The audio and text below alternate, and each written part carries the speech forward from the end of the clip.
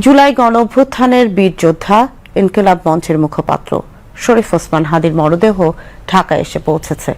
শুক্রবার সন্ধ্যায় ওসমান হাদির মরদেহ বহনকারী বিমান বাংলাদেশ এয়ারলাইন্সের ফ্লাইটটি ঢাকার হযরত শাহজালাল আন্তর্জাতিক বিমানবন্দরে অবতরণ করে। উপদেষ্টা পরিষদের সদস্য ও বিভিন্ন রাজনৈতিক দলের নেতৃবৃন্দ বিমানবন্দরে ওসমান হাদির মরদেহ গ্রহণ করেন। পরে তার মরদেহ রাখা হয় রাজধানীর হৃদরোগ ইনস্টিটিউট হাসপাতালের হিমঘরে। সর্বস্তরের মানুষের শ্রদ্ধা নিবেদনের জন্য আগামীকাল শহীদ ওসমান হাদির মরদেহ নেওয়া হবে ঢাকা বিশ্ববিদ্যালয় ক্যাম্পাসে। রিপোর্ট খালিদা হাসানের। একেই হয়তো বলে বীরের বেশে দেশে ফেরা। কফিনে থাকা রক্ত মাংসের দেহে প্রাণ ছিল না, কিন্তু শহীদ শরীফ ওসমান হাদির এই ফেরা তার পার্থিব জীবনের চেয়েও শতগুণ শক্তিশালী ছিল। এভাবেই হয়তো দেশে ফেরেন বিপ্লবীরা, সেটা হোক জীবিত কিংবা মৃত।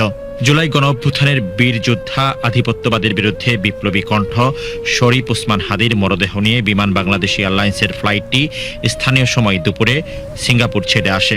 সন্ধ্যায় ঢাকার হযরত শাহজালাল আন্তর্জাতিক বিমানবন্দরে ওসমান হাদির মরদেহ নিয়ে অবতরণ করে ফ্লাইটটি। বিমানবন্দরে তার মরদেহ গ্রহণ করতে হাজির হয়েছিলেন দীর্ঘদিনের রাজপথের সহযোদ্ধারা সহ বিভিন্ন রাজনৈতিক দল ও সরকারের প্রতিনিধিরা। শহীদ ওসমান হাদির কফিন বিমানবন্দরে নামানো হলে অন্তর্বর্তী সরকারের উপদেষ্টা ও বিভিন্ন রাজনৈতিক দলের নেতা এবং বিশিষ্টজনরা তার প্রতি শ্রদ্ধা নিবেদন করেন।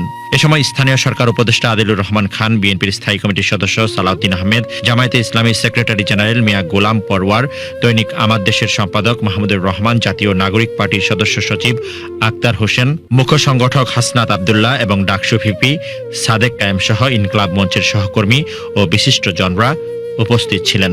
বিমানবন্দরের আনুষ্ঠানিকতা শেষে লাল সবুজের পতাকা মুড়িয়ে শহীদ ওসমান হাদির মরদেহ নেওয়া হয় জাতীয় হৃদরোগ ইনস্টিটিউটের হিমঘরে। শনিবার দুপুর 2টায় জাতীয় সংসদের দক্ষিণ প্লাজায় শহীদ ওসমান হাদির জানাজা অনুষ্ঠিত হবে। জানাজায় অংশগ্রহণে আগ্রহীদের কোনো ধরনের ব্যাগ কিংবা ভারী বস্তু বহন না করতে সরকারের পক্ষ থেকে অনুরোধ জানানো হয়েছে।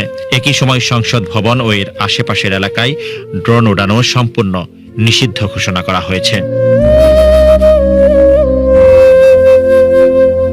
Khalida Hossain, BTV news, Dhaka.